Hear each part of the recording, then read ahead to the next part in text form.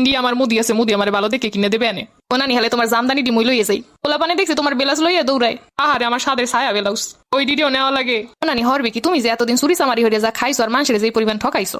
ওই দুপুরে বেলা একটু মাংস তরকারি ভালো হয়ে খামু, সেই ডুলা আনছে ঠিকই, কিন্তু খাইতে পারলাম না।